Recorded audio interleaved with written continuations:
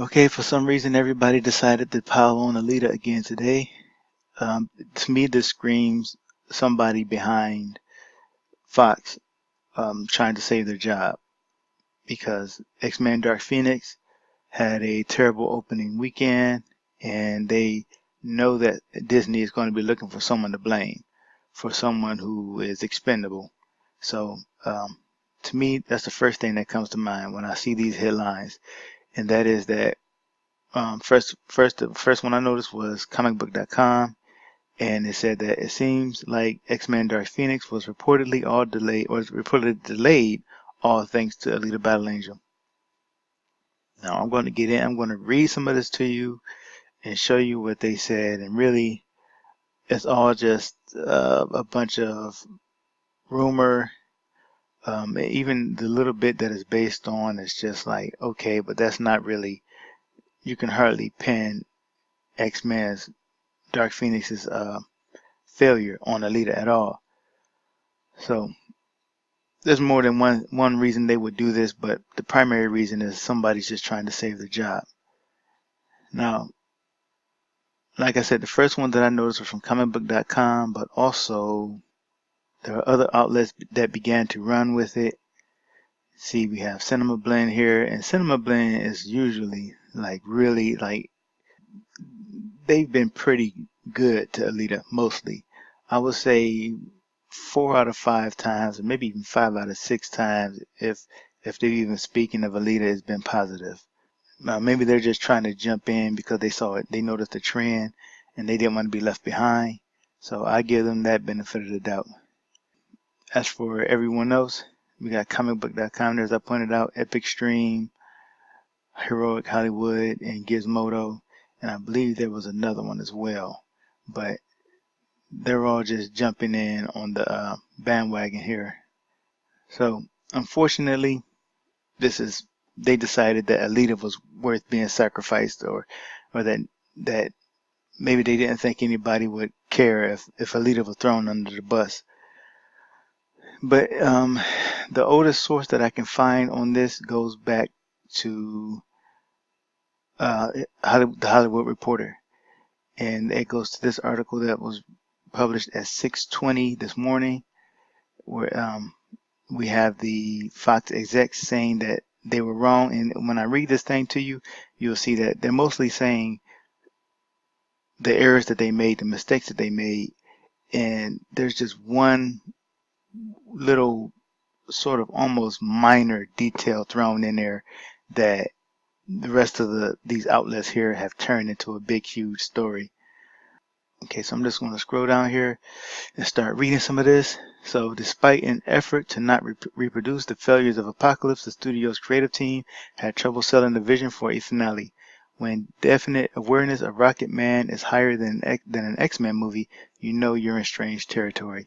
So the Hollywood Reporter didn't, they were, like I said, they were the first to come out with this, but they didn't come at this from a standpoint that Alita was the cause of Dark Phoenix's failure. So they were actually kind of cool, in my opinion. They just came out and flat out painted this as Fox's failure. For almost 2 decades, Fox's X-Men series has been one of the biggest movie franchises in the world. The initial film, X-Men, released in 2000, predated the dominance of the comic book movie genre, and the franchise has been a reliable player at the box office ever since, generating more than 5.7 billion worldwide theatrically. Okay, and I'm going to go down to, I'll start here at Dark Phoenix. So, Dark Phoenix was, in many ways, supposed to be the ultimate X-Men movie.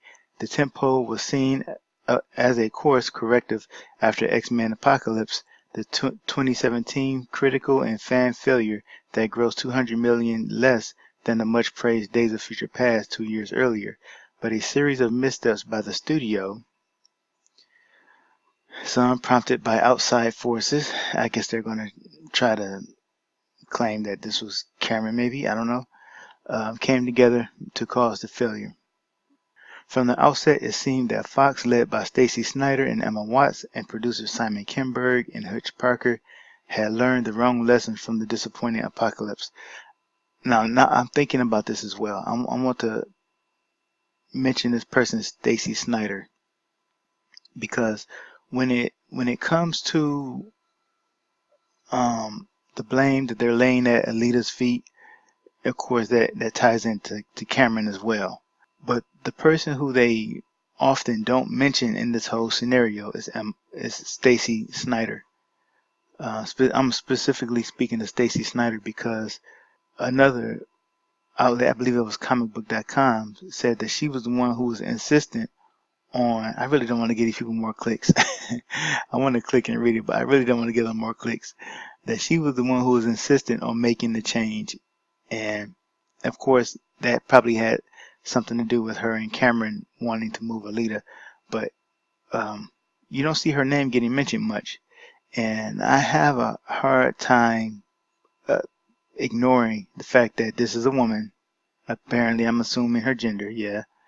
Uh, I have a hard time believing that they are intentionally not mentioning Stacy Snyder because they don't want to tie this failure to a woman, a female executive. She is the CEO of Fox Studios, and I, they right now they're placing all the blame at Cameron's feet and at Alita Battle Angel's feet, but they haven't mentioned Stacy Snyder at all. Let's go on here. Insiders tell The Hollywood Reporter that in a series of post-mortem meetings on Apocalypse, execs came away thinking that the movie's failure had been due to an excessive amount of explosions and scale, not due to the franchise fatigue generally. There was a misguided feeling that Apocalypse was an anomaly, that we just got it wrong, says one Fox insider familiar with those meetings. We were wrong. Audience fatigue and erosion have hit even the most venerable franchises, hence proliferation of reboots, reimaginings, and ever grander cinematic universe ambitions. I'm going to go down to where mostly Alita is concerned. Okay, at first, the movie had a release date of November 2nd, 2018. With more work needed on the movie, it was pushed to February 14, 2019. So this movie had so many problems already. It was being pushed back and pushed back. And we remember hearing how many times the movie was being pushed back. And of course, that negative press is going to lead to a negative impression of the movie. So people were already saying, "Man, this is going to be terrible. This movie is going to stink. It's going to bomb." Because we're just hearing about all these reshoots, the movie being pushed back. It was over a year really since it was supposed to be in the theater. So all of that really worked against the movie right there. But you're not going to see people actually pointing this out as they spin this narrative that it had to do with Cameron and Alita Battle Angel. They're just ignoring all of these details. So then, okay, with marketing already underway, Fox pushed the release date to June 3rd, 2019. Initially, the studio messaged that the movie was to take advantage of a Chinese release and hopes for a strong global performance. Okay, so here's where we get to this is what everybody's going to run with right here. However, insiders tell The Hollywood Reporter that the move was to placate James Cameron, Fox's most important filmmaker, and his concerns for his movie Alita Battle Angel. According to one source, Cameron felt Alita would lose horribly when facing a December opening that included Aquaman and Bumblebee, with Mary Poppins Return opening up 2 days earlier. He wanted his expensive movie shifted. This is funny. He wanted his expensive movie, 170 million to production budget. Yeah, that's expensive, but it's not even expensive as the Dark Phoenix, which I think was like 300 over 300 million with all the reshoots and everything that they had to do. So he wanted his movie shifted, and he was smart to do that because December, it was just too much competition in December. It would have been eaten alive. It didn't have any room to breathe. In February, it had a little bit of room, but not enough really. It was right in front of Captain Marvel, so not quite enough, but it had more than it would have had in December. So Stacy Snyder, according to this source, obliged, giving Alita the February date and moving Dark Phoenix to June. Emma, Hutch, and Simon begged her not to do it, says this source. So this is you're gonna. This seems to me like people just trying to save their job, man. Because this is from an insider, right? They're contacting the Hollywood Reporter, saying, "Look, this isn't our fault. Blame James Cameron. Blame Alita Battle Angel. This isn't our fault. Somebody's just trying to save their job, and it's probably going to be one of these three people who are the little birdies in the Hollywood Reporter's ear." So part of the reason was that Dark Phoenix was not designed to be a summer movie, says the Fox insider. In some ways, it was designed to be an anti-apocalypse, to have less spectacle and scale, big for off-season, too small for summer, says this person. So basically, they're making a movie with a over $300 million budget, and says that it's supposed to be a small movie, not a summer movie, just one that you dump in the off-season, right? When has these superhero movies ever been that? Like, this isn't Deadpool. Deadpool came out in February, right? That's a movie that you can dump, and it's a unknown. It's not an unknown property, but it's a new character who hasn't really been established yet. It's a risk. So you put it in February. You don't put it in the summer. That's where movies like that belong, right? We're talking about an X-Men movie, and Dark Phoenix on top of that, which is supposed to be um, the final X-Men movie, and this has all these established characters that we know already, that we've been with already. So why would you dump that in a month like February? That's where you put Deadpool, right? That's where you put a movie like Glass, even though Glass was a little bit earlier than that. You don't put an X-Men movie in February. At least in my opinion, you don't. But what the Hollywood Reporter does is it goes on and it continues to talk about the ways that really Fox failed this. I'm going to start right here. The campaign. Okay, so the campaign was muddled, says a former Fox executive. Was this the final X-Men movie? Was it about a character going back? The movie just got lost. So you can go on and on and on, and I think this one here, okay, yeah, I'll start here. An NRG tracking poll taken in May showed that Avengers Endgame, Marvel Studios' rival superhero franchise, was rated higher than Dark Phoenix as a choice for moviegoers, and that's after Endgame had been playing in theaters for 5 weeks already. Definite awareness never got a score above over 70 on tracking, says one insider. An X-Men movie had never been below 90. So this was going to be a problem whether the movie came in front of Avengers or behind it. Either way, this was going to be a problem. When definite awareness of Rocket Man is higher than an X-Men movie, you know you're in strange territory, says another insider. Once again, it's showing that the movie had its own problems. There was enough to point to and say this is what caused the terrible opening weekend.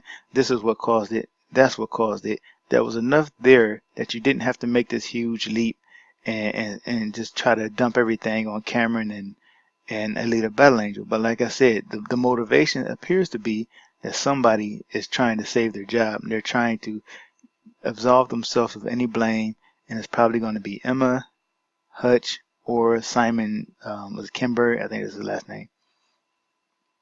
So here's another thing that I want to read. And this is where I'll end with the Hollywood Reporter. So with this movie's dismal opening, its low critic score, 22% on Rotten Tomatoes, and a big B- cinema score, with audiences signaling outright rejection, the finger pointing began, here we go, in earnest. Lauren Schuler Donner, who has been a producer on the franchise since the first movie, tweeted and then deleted, "Save your condolences. I had zero. Nothing to do with Dark Phoenix or Apocalypse or New Mutants." So this person apparently unsolicited got on Twitter and said, "I had nothing to do with any of those movies." This sounds like people are jumping ship at Fox. They're trying to save their skin, And what this also does is, since they're blaming Cameron and they're blaming Alita, that also confirms to me that Cameron and Alita aren't exactly Disney's toys to play with. If if Disney had Alita, or if Cameron was still considering working with Disney on Alita, I think the Fox insiders would know that, and they wouldn't be so willing to throw Alita under the bus or throw Cameron under the bus. Okay, I don't want this to go too long, so let me just get to the things that I said to kind of refute what they were saying. So zoom in a little bit more if I can. First, Alita Battle Angel finished with almost 405 million. I don't think it would have gotten that far without the fans internationally rallying to save the movie from bombing. Whatever the movie needs to earn to make profit will be brought in by video sales.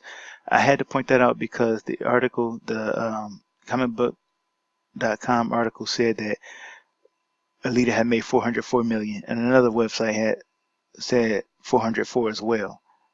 I want these people to get it right. It's rounded up to 405 million. Don't sell the movie short. You know, it ended at 404.8, almost 404.9 million. You round that up to 405. You don't round that down to 404. So with that said, Alita probably would have been destroyed by the competition in December. I'm glad it moved to February. Did the move hurt Dark Phoenix as a recognized IP? X-Men movies should always do better. I didn't say always, but they should do better than Alita did in any month. That's true. X-Men movies should never do worse than Alita movies, regardless of what month they debut in. And not only that, X-Men Dark Phoenix should have more room to breathe than Alita did, given that there's no Captain Marvel or Avengers Endgame approaching behind it. Spider-Man Far From Home might be imposing, but it's not building up to a huge event like Endgame. So Spider-Man is coming on July 2nd, is it? I don't know. It's coming in July. Of course, a lot of people want to see Spider-Man, but this is coming after Endgame. So you may have people who are curious, like, I kind of want to see where the MCU goes after this. But you're going to have a whole lot of people feeling like, yeah, I'm satisfied with the way Endgame ended. I'm cool. This is a jumping off point for me. So you're going to have a lot of people jumping off. You may have some people lingering still with the MCU. Those would be the diehard fans. But you'll have a lot of people who are just looking for a jump off point, and Endgame was their jump off point. So yeah, Spider-Man is nowhere near as imposing as Captain Marvel before Endgame. That was just a 1-2 combo that Dark Phoenix wouldn't have been able to stand up to. So when it comes to Dark Phoenix, we could blame the overall low turnout for movies that are not MCU related, or we could blame the low performance of Dark Phoenix on the failure of the franchise to inspire faith in the audience that the final movie would be too good to miss. The movie Apocalypse that came before this, it sucked. Plain and simple. It sucked. I saw the movie. They wasted the talent that they had. I liked the new cast that they brought in, but they wasted those characters. Completely, in my opinion, they completely misused those characters. I think Storm is a miscast. Actually, I was really happy to see she had her mohawk, but the actress that they had playing her just did not feel like Storm at all. Maybe she's just too young. That's probably it. She's just too young. She doesn't feel like Storm. So let's go on. I appreciate Alita Battle Angel getting name dropped in anything concerning the movie that isn't negative. I didn't take the article as completely negative against Alita, but it did still kind of place some blame on her, and so, but whatever. But I don't think it bumping Dark Phoenix out of his February spot will affect the X-Men movie for the worse at all. See, while the comicbook.com article and some others seem to be just saying, we're not saying that it did affect Dark Phoenix. Actually, we're just asking the question, and them asking that question has stands or I don't want to call them fans, but some people online already just trying to find more reasons to throw hate at Alita and more reason to throw hate at Cameron. And that's unfortunate that they did this to try to get some clicks. So after looking into the situation a little more, I think we should also consider that Dark Phoenix was originally scheduled for November of last year. That was after it got pushed back. I missed that. So that was the second, no, that was the first delay that it had. So I think it would be fair to ask the question of, would Dark Phoenix have done better in November 2018? Because that's when it was supposed to be coming out after it got pushed back once already. It turns out that it wasn't completely Cameron's requesting, which appears to be just a rumor at the moment. Yeah, I'm going to call it a rumor because this is, I'm just going to go back to the Hollywood Reporter because they seem to be the first source who ran this, that insiders told the Hollywood Reporter that this was a done move to placate James Cameron. So as far as I'm concerned, this whole thing is still a rumor, probably, possibly started by um, Emma, Hutch, or Simon. One of the three people, or all of them. Who knows? This is just what I'm thinking here, what I'm guessing. Yeah, this is a rumor as far as I'm concerned. But one person who doesn't get mentioned by any of these websites, as I said, is Stacy Snyder. She doesn't seem to be getting any of the blame. It's mostly just Cameron and Alita. So I wonder if you can read this. Well, they basically said the same thing that the Hollywood Reporter said. So, but it also says that there's a Chinese holiday. Okay, Fox mentioned when announcing the release date shift to June, that it was doing so partly to take advantage of a Chinese holiday that could help boost ticket sales. So that's another reason why Phoenix should have done better, and you can't simply point to Alita and say that, it failed because of Alita. So Deadline, this is another website that I had to source on this whole thing. Deadline humorously calls February this is the month before Captain Marvel and Avengers Endgame, the better pre-merger date.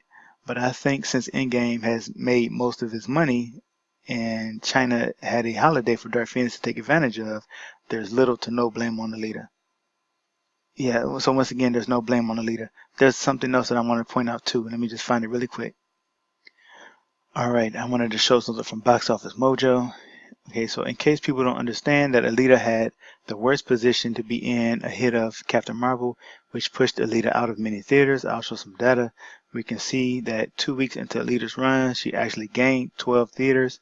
The week Captain Marvel opens, Alita loses over 700 theaters. So we'll actually, rather than looking at these little images I'll just show you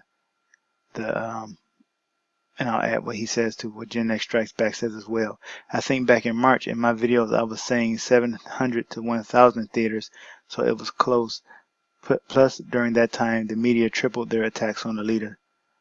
Yeah, so that was a lot working against the movie. I don't think they would have attacked Dark Phoenix as much as they attacked Alita, though. So anyway, here, let's zoom out a little bit so you can see this. So here we have Alita's first week, the second week, and then the second week there appeared no change in the theaters. And then the third week here, at the beginning of the third week, Alita gained 12 theaters. So the next week, no, this is part of the same week here. So I guess this would be the fourth week. The fourth week is when Captain Marvel debuted probably on the 7th actually, and that's when we see Alita lose 706 theaters because when Disney comes through, they're gonna get their screens. I mean, and I believe this is about the time. Yeah, I think this is the week that Alita left. Yeah, it was this week, my local theater, and I had to travel to another city in order to watch the movie. And I wish I had taken advantage of seeing it more during this week in IMAX 3D at like 11:30 at night, because that was the best time for me to see the movie. I wish I took more advantage of it. But anyway, it lost 706 theaters. As soon as Captain Marvel came in, a week after that, lost 722 more. And so this is basically when Alita is she's dead in the water at this point. The week after that, 678.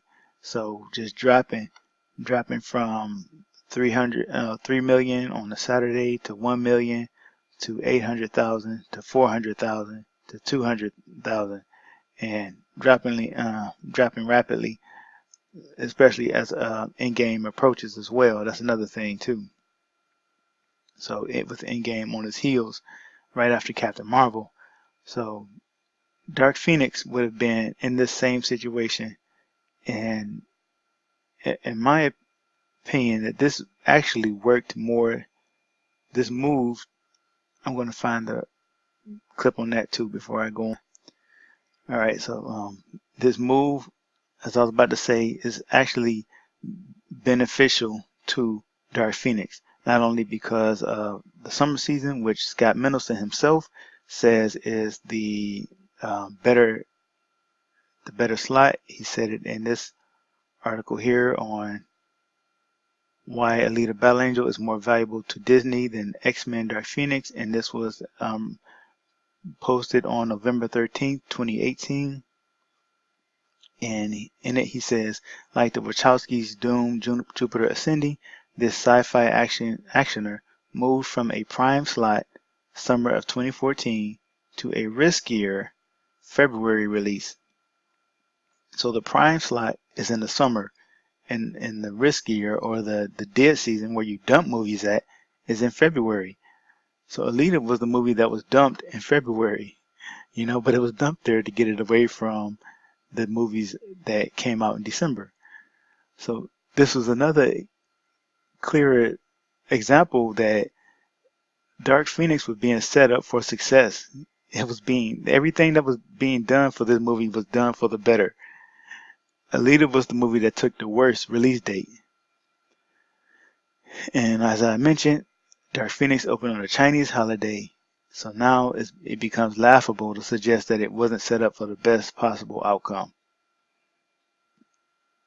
At this point, there's no way you could still blame Alita for Dark Phoenix having any sort of failure here, or James Cameron.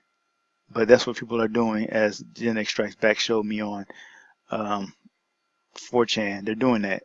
And all these outlets are starting to push that narrative that it's Alita's fault.